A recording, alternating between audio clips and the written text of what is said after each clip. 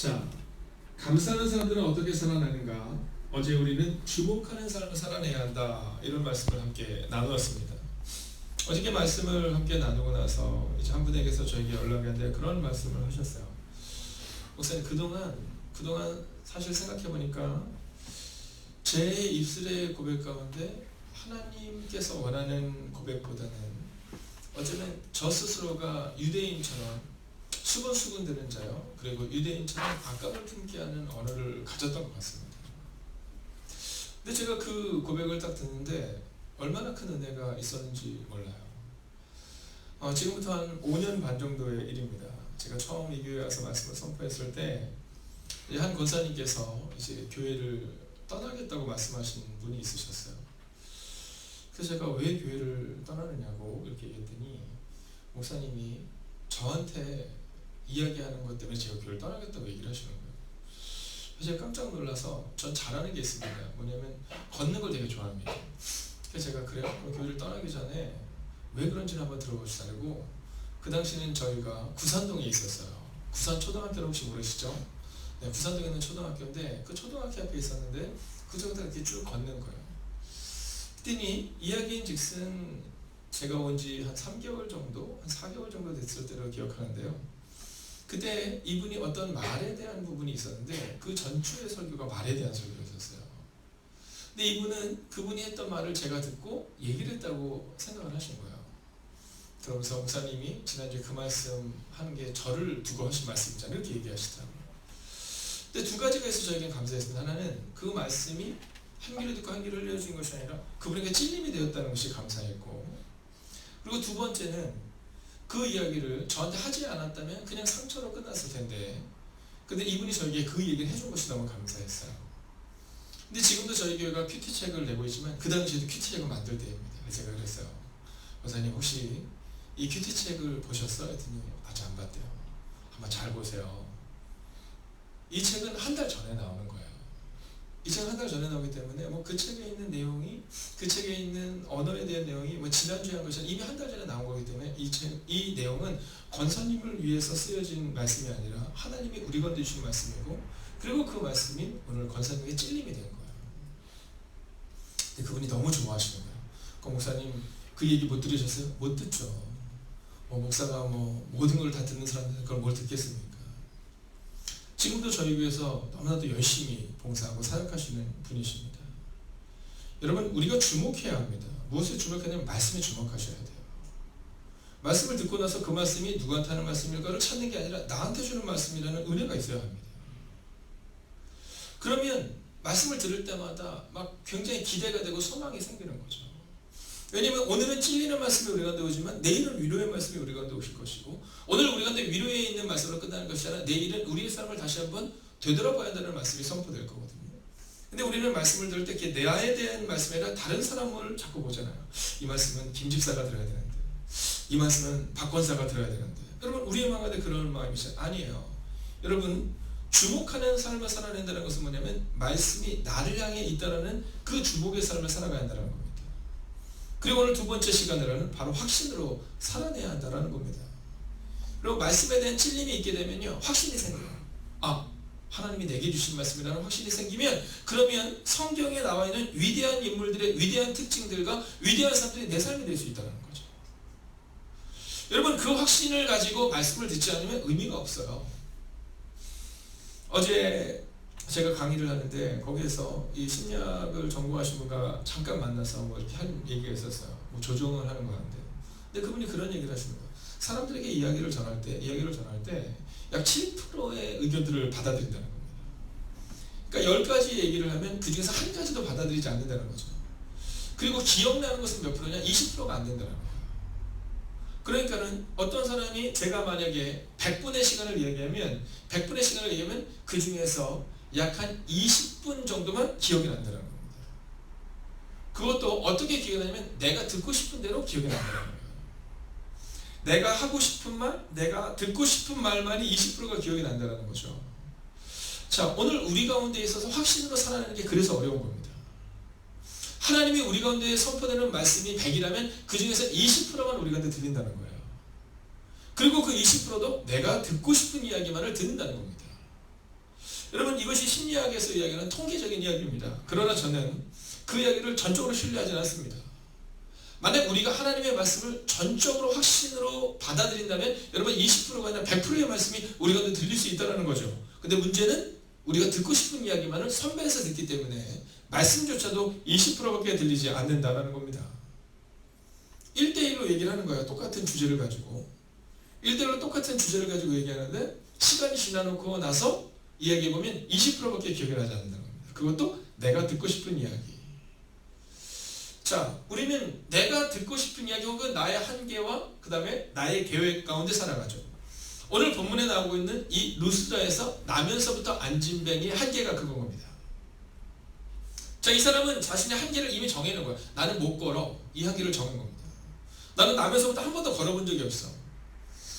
자, 슬프게도 그의 부모들은 어떤 마음을 가졌을까요? 똑같은 마음을 가진 겁니다. 얘는 못 걸어. 이웃들은 어떤 마음을 가졌을까요? 같은 마음을 가진 겁니다. 이 사람은 못 걸어. 자, 루스드라의 이 안진뱅이 주변에 수많은 사람들이 있었는데 그 수많은 사람들이 다 어떤 확신을 갖고 있냐면 이 사람은 못 걸어라는 자기들이 갖고 싶은 생각만을 가진 겁니다. 자, 그런데 그때 다른 생각을 가진 사람이 나타나죠. 그가 누구냐면 바울입니다. 여러분 오늘 우리 가운데 있어서 이 확신을 가진 한 사람이 우뚝 서야 한다는 겁니다. 교회가 세워질 때, 가정이 세워질 때 여러분 이 확신을 가진 사람이 있어야 된다는 겁니다. 80%의 사람들은 교회가 안 된다고 말하거든요. 여러분 확률적으로 볼 때 교회가 됩니까 안 됩니까 라고 말할 때 확률적으로 볼 때 3% 정도를 이야기합니다. 3% 정도의 교회가 세워지고 나서 그 교회가 자립할 수 있다고 말하거든요. 자, 그런데 많은 사람들이 거기에 동의합니다. 약 80% 이상의 사람들이 거기에 동의해요. 그러나 오늘 성경은 그렇지 않다는 겁니다. 왜 너희의 생각으로 결정하느냐라는 거죠. 자, 오늘 우리는 이 새벽 이 말씀을 통해 우리 가운데 다시 한번 내가 가지고 있는 확신이 아니라 성경이 말하고 있는 확신으로 살아갈 수 있기를 주의 이름으로 축원하겠습니다. 아멘. 오늘 성경이 우리 가운데 그 얘기를 하고 있는 겁니다. 너의 확신으로 살지 말고 성경이 말하는 확신으로 살아내라. 자, 그러면 무엇일까요? 한번 살펴볼까요? 먼저는 10절을 보면 큰 소리로 이르되 이런 말씀이 있습니다. 자, 큰 소리. 자, 여기서 말하는 이 큰 소리는 무엇일까요? 이것은 바로 확신의 언어를 말하는 겁니다. 확신의 언어. 여러분 먼저 오늘 우리가 살아갈 때 여러분 저는 여러분이 확신의 언어를 가지고 살아가기를 주의 이름으로 부탁드리겠습니다. 아멘. 여러분 이 확신의 언어 한번 따라해 볼까요? 하나님이 이루실 것입니다. 이 확신의 언어가 우리 가운데 있어야 되는 겁니다. 여러분 오늘 우리가 찬양했잖아요. 약속하신 말씀이 굳게 서리. 여러분 굳게 선 자만이 확신의 언어를 선포할 수 있는 겁니다. 다윗과 골리앗과의 전쟁 가운데 있을 때 그곳에 수천 수만 명의 사람들이 있었습니다. 그런데 그들 가운데서 가장 어리고 가장 능력이 없고 가장 전쟁을 할 만한 사람이 아닌 사람이 다윗이었잖아요. 근데 이 다윗은 확신에 차서 이야기합니다. 만군의 여호와의 이름을 선포하죠. 여러분 그런데 우리는 어떻습니까? 우리는 다윗입니까? 아니면 우리는 그곳에 있는 형들입니까? 그곳에 있는 사울입니까? 여러분 목사라는 이름이 뭐가 중요합니까? 장로라는 이름이, 권사라는 이름이, 집사라는 이름이 무엇이 중요합니까? 정말 우리 가운데 중요한 것은 바로 우리 가운데 이 확신의 언어가 있느냐는 겁니다. 여러분 그 당시 왕이었던 사울은요 안 된다는 거죠. 그 당시 용맹한 군인이었던 다윗의 형들은 안 된다는 거죠. 근데 다윗은 된다라고 말합니다. 이게 바로 큰 소리입니다. 여러분 큰 소리를 착각하지 마십시오. 네, 교회 내에서 의견을 강하게 내면 큰 소리라고 생각하는 분이 있어요. 여러분 교회 내에서 막 강하게 의견을 멋있다 생각하는 사람이 있는데 틀린 얘기입니다. 여러분 생각해 보세요. 목사가 만약에 교회에서 막 강하게 막 자기 의견을 얘기하면 그게 멋있는 걸까요? 그거 멋있는 게 아닙니다. 특별히 목회자를 위해서 우리가 예배 때마다 기도하는 게 있습니다. 뭐냐면 설교자를 위해서 선포되는 말씀을 위해서 기도하죠. 이유는 단순하고 명료합니다. 우리가 이 설교를 뭐라고 말하냐면 오늘 이 새벽 이 시간 우리가 함께 헬라어를 함께 해볼 텐데 함께 따라할까? 케리그마. 네, 케리그마라는 단어입니다. 이 단어는 아주 중요한 단어입니다. 여러분 몇 가지 단어가 중요한데 어저께 우리가 스티그마 배웠잖아요. 흔적. 그죠? 너무 걱정하지 마십시오. 이거 시험에 나오지도 않고 반복적으로 제가 할 겁니다. 근데 이 케리그마라는 것은 뭐냐면 선포입니다. 선포. 자, 그럼 이 케리그마라는 단어를 어디서 많이 쓰느냐? 대사가 이야기하는 것을 바로 이 케리그마라고 얘기하는 겁니다. 여러분 생각해 보세요. 우리나라에도 주중대사, 주미대사 이렇게 나가 있기도 하고 한국에 들어와 있기도 하잖아요. 그럼 대사는 어떤 얘기를 합니까? 자기 의견을 얘기하는 게 아니에요. 여러분 대사가 자기 의견을 얘기하는 사람은 아무도 없습니다. 국가에서 정한 국론을 이야기하는 겁니다. 또는 대통령이 정한 내용을 그대로 전달하는 것이 대사가 해야 될 일인 겁니다. 설교? 마찬가지입니다. 설교는 뭐냐면 캐리그마인 겁니다. 즉 하나님이 말씀하신 말씀 있는 그대로 선포하는 거죠. 그런데 먼저 목회자의 마음 가운데 이 캐리그마를 잘못 알면 내가 하고 싶은 이야기를 선포하게 됩니다. 그래서 목회자에게 있어서 기도의 시간이 중요합니다. 기도를 하면 하나님께서 말씀하시거든요. 그러면 그 말씀을 있는 그대로 선포하는 겁니다. 성도님들은요 마찬가지입니다. 오늘 목사님 말씀이 좋았는데 틀린 얘기입니다. 오늘 하나님께서 우리 가운데 주신 말씀으로 받아들일 수 있어야 한다라는 겁니다. 그래서 우리가 예배 전에 설교자를 위해서 기도하는 겁니다. 여러분 하나님의 말씀을 선포해야 되는 겁니다. 그러면 성도님들은 어떨까요? 마찬가지입니다. 삶의 질에서 캐리그마의 언어가 여러분에게 있느냐 아니면 세상적인 언어가 있느냐를 늘 점검하셔야 합니다. 오늘 하나님께서는 이 바울을 통해서 큰 소리, 즉 확신에 찬 캐리그마, 선포의 소리를 우리 가운데 보여주고 있습니다. 그리고 우리가 세상에서 살아갈 때도 바로 이 캐리그마의 언어를 가지고 살아가라는 겁니다. 여러분 부모의 권위가 어디에서 나옵니까? 여러분 부모의 권위가 자녀들을 먹이고 입히는 데서 나옵니까? 아닙니다. 부모의 권위는 바로 하나님으로부터 오는 것입니다. 제가 늘 이야기하지만 자녀들에게 머리에 손을 얹고 기도할 수 있는 사람은 부모도 있습니다. 여러분 우리가 1년에 한 번씩 혹은 한 달에 한 번씩 목회자가 아이들을 위해서 여러분들을 축복하며 기도합니다. 그것처럼 여러분들도 여러분의 자녀를 향해서 날마다 축복하며 기도할 수 있는 권한이 여러분에게 있는 겁니다. 오늘 우리의 마음 가운데 바로 이 큰 소리에 주목하셔야 합니다. 이 큰 소리는 세상적인 큰 소리가 아니라 바로 하나님께서 우리에게 주신 말씀을 있는 그대로 말하는 큰 소리를 말하고 있다라는 겁니다. 우리가 한 달에 한 번 성만찬을 합니다. 얼마 전에 한 분이 저에게 오셔서 그런 질문을 하셨습니다. 목사님 성찬을 오늘 받고 싶지 않습니다. 이런 얘기를 하시더라고요. 그래서 제가 물어봤어요. 오늘 왜 성찬을 받고 싶지 않으세요? 그랬더니 이분이 그렇게 얘기를 합니다. 오늘 그럴 기분이 아닙니다. 오늘은 제가 성찬을 받을 만한 상황이 아닙니다. 이런 표현을 쓰시더라고요. 제가 그분에게 이런 말씀 드렸습니다. 저희 교회도 보면 우리 성찬 때 안 들어오시는 분들이 있으시거든요. 저는 그것을 나쁘다 생각하지 않습니다. 왜냐하면 구원 확신이 없는 분들은 성찬을 받는 것이 의미가 없습니다. 이번 9시 예배 때도 보면 새로운 새신자들이, 새가족들이 있어요. 그분들은 성찬을 받지 않게 합니다. 왜냐하면 성찬은 그리스도께서 우리를 위해서 죽으시고 부활하시고 믿는 자들이 받는 거거든요. 근데 그 확신이 있음에도 불구하고 나의 감정과 기분으로 이 성찬에 참여하려고 하는 분들이 있습니다. 제가 그분에게 그렇게 얘기했어요. 확신인 겁니다. 여러분 이 성찬은 목회자에게 있어서 가장 중요한 역할입니다. 근데 이 성찬을 할 때 목회자가 하는 것은 뭐냐면 오직 하나님께서 이 떡과 이 장 가운데 임하시고 그리고 예수님이 우리 가운데 말씀하시는 것처럼 이것을 기억하고 기념하라는 말씀을 선포하는 겁니다. 그리고 우리는 그것을 받아들이는 겁니다. 근데 종종 우리는요 그 성찬을 우리가 받을 만한 자격이 없다라고 말해요. 여러분 자격은 우리 모두에게 없습니다. 목사는 자격이 있을까요? 우리는 자격이 없습니다. 자격이 없기 때문에 성찬의 자리로 나아가는 겁니다. 여러분 바로 이것이 확신입니다.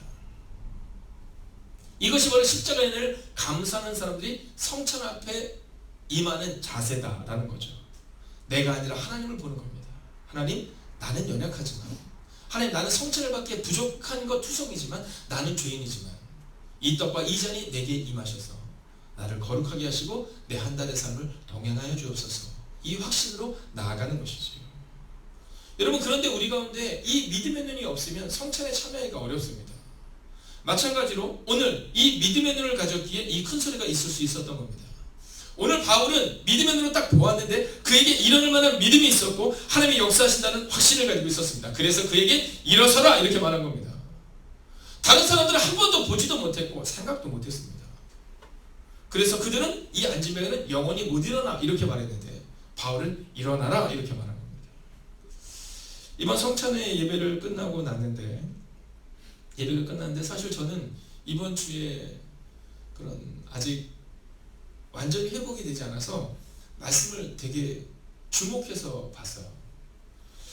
그리고 좀 힘이 없이 말씀을 전했다라고 생각했습니다. 근데 김경 목사님이 예배가 끝난다고 했을 때는 목사님 오늘 말씀이 너무 좋았어요. 오늘 새 가족도 제 옆에서 하나님 계시는 한량없는 은혜를 받았어요. 근데 갑자기 제 마음 가운데 내가 오늘 말씀을 잘 전해 나는 위로의 마음이 드는 겁니다. 사실 이번 주 말씀을 전하고 나서 내가 이번 주에 좀 힘이 없었나? 이번 주 말씀을 좀 정확하게 전달하지 못한다는 마음이 드는데 그 말씀을 딱 듣는 순간 제 마음 가운데 저를 돌아보게 됩니다. 그렇지. 나는 캐리그만 선포하는 사람에 불과할 뿐인데 예배가 끝난 다음 저의 마음 가운데 육신의 악함을 해서 오늘 제대로 전달하지 못한 것만 같은 제 마음을 하나님께서 말씀하신 것 같았어요. 그렇지 않다. 네가 전하는 것이 아니라 너는 그저 대언할 뿐이고 내가 역사한다 라고 말씀하시는 하나님의 음성이 저에게 들리는 것 같았습니다. 여러분 종종 우리는 착각합니다. 내가 할 수 있다고. 목회자의 마음 가운데 내가 못한다고. 내가 할 수 있다고. 아닙니다. 오늘 바울은 내가 할 수 있다고 믿은 것이 아니라 구절의 말씀을 보면 그에게 일어날 만한 믿음이 있고 하나님이 역사하실 것이라는 확신이 있었다라는 거죠. 여러분 저는 오늘 이 시간 여러분에게 믿음으로 선포합니다. 오늘 여러분의 가정에 있는 문제, 여러분의 자녀들에게 있는 문제, 여러분의 상황 가운데 있는 문제, 그 문제 앞에서 절망하는 것이 아니라 하나님이 일으켜 세울 것이라는 믿음의 눈을 갖게 되기를 주의 이름으로 축원하겠습니다. 아멘. 이것이 경험이여 은혜입니다. 오늘 말씀을 마치려 합니다. 자꾸만 넘어지는 사람은 넘어지는 것에 익숙해집니다. 그것을 우리는 실패감이다라고 말하죠. 여러분 실패가 문제가 아니라 실패감이 문제인 겁니다. 실패는 다시금 일어서면 되는데 실패감이 들어오면 나는 영원히 못 일어날 것 같아. 그래서 도전하지 않는 것, 이게 실패감이죠. 자, 오늘 본문의 말씀을 함께 읽어보겠습니다. 함께 읽을까요? 시작. 큰 소리로 이르되 내 발로 바로 일어서라 하니 그 사람이 일어나 걷는지라. 아멘. 현대인의 성경은 이렇게 말합니다. 큰 소리로 일어나 걸어라 라고 말하였고 그러자 그 사람이 벌떡 일어나 걷기 시작하였다. 할렐루야. 여러분 오늘 기도할 때 어떻게 기도하시겠습니까? 안 될 것 같아. 힘들 것 같아. 그렇게 기도하시겠습니까? 아니면 성경이 말하고 있는 것처럼 큰 소리로 즉 확신에 찬 기도로 기도하시겠습니까? 여러분 오늘 여러분이 여러분의 가정을 향하여 자녀를 향하여 교회를 향하여 큰 소리로 기도할 때 하나님께서 우리 기도에 응답하시고 그리고 일어나 걷게 되는 증명되는 삶을 우리 가운데 허락하실 것입니다. 아멘. 기도하겠습니다. 날마다 주님과 동행하게 하소서. 박영국 장로님, 차원이 다른 삶을 살아가게 하소서. 이하영 간사님, 거룩한 부흥을 주옵소서. 1,000번 제물로 드렸습니다. 하나님, 오늘을 살아갈 때 우리는 세상적인 큰 소리를 내는 우리의 모습을 보게 됩니다. 그러나 오늘 성경이 말하고 있는 이 큰 소리는 믿음의 눈을 가진, 믿음의 입술을 가진 확신에 찬 큰 소리였습니다. 그리고 그 믿음의 선포가 일어났을 때 평생 일어나 보지 못했던 그 안진뱅이가 일어나게 됩니다. 그런데 그 시작은 바로 바울이 주목하여 그를 보았을 때 그에게 구원받을 만한 믿음이 있었다라고 성경은 기록합니다. 하나님 오늘 우리에게도 그 믿음의 눈을 주셔서 우리의 가정에 있는 문제, 우리의 자녀들에게 있는 문제, 우리의 교회에 있는 문제로 인하여서 안 된다라는 마음이 아니라 바울처럼 된다라는 믿음을 가지고 그리고 말씀이 기록하고 있는 그 확신을 가지고 오늘을 살아가는 하나님의 사람들이 되게 하여 주시옵소서. 하나님 일천일을 정하여 기도하는 이 귀한 기도의 제목들이 있습니다. 날마다 주님과 동행하게 하시고 차원이 다른 삶을 살아내게 하여 주셔서 거룩한 부흥을 우리 가운데 허락하여 주시옵소서. 하나님 오늘 기도하겠습니다. 큰 소리로 기도하겠습니다. 믿음의 눈으로 확신에 찬 입술로 기도하겠습니다. 하나님 우리 가정을 향해 선포하겠습니다. 일어나 걸으라 라고 기도하겠습니다. 하나님 그 기도대로 우리의 가정이 일어서게 하시고 우리의 교회가 일어서게 하시고 우리의 눈물의 기도 제목이 응답되는 일이 우리 가운데 일어나기를 성부와 성자와 성령의 이름으로 간절히 축원하옵나이다. 아멘.